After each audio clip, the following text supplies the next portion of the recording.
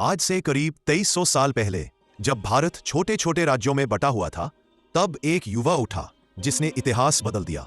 उसने न सिर्फ भारत को एक किया बल्कि दुनिया के सबसे शक्तिशाली साम्राज्यों में से एक खड़ा किया। ये कहानी है मौर्य साम्राज्य की। हम बात कर रहे हैं चंद्रगुप्त मौर्य की।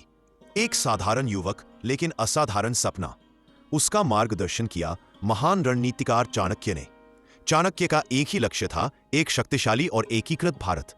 चंद्रगुप्त ने नंद वंश को हराया और 322 ईसा पूर्व में मौर्य साम्राज्य की नींव रखी। चंद्रगुप्त मौर्य ने धीरे धीरे पूरे उत्तर भारत को अपने अधीन कर लिया।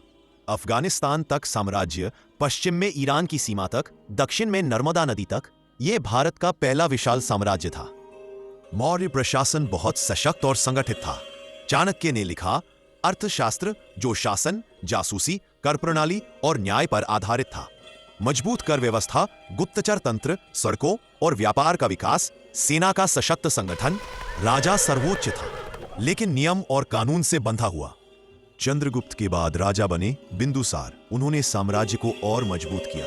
उनके समय में मौर्य साम्राज्य दक्षिण भारत तक फैल गया। और फिर आया मौर्य साम्राज्य का सबसे प्रसिद्ध नाम, सम्राट अशोक।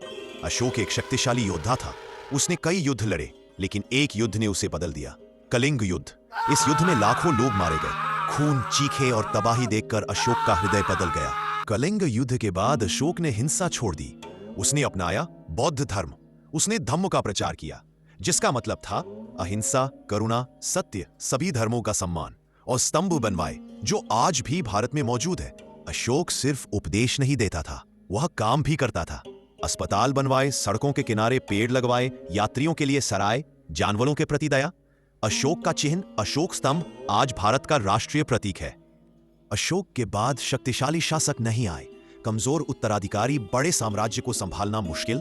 अंततः 185 ईसा पूर्व मौर्य साम्राज्य का पतन, लेकिन इसकी विरासत अमर रही। मौर्य साम्राज्य ने भारत को राजनीति, प्रशासन और नैतिकता की एक नई पहचान दी। अगर भारत एक राष्ट्र है तो उसकी पहली मजबूत नींव मौर्य साम्राज्य ने रखी।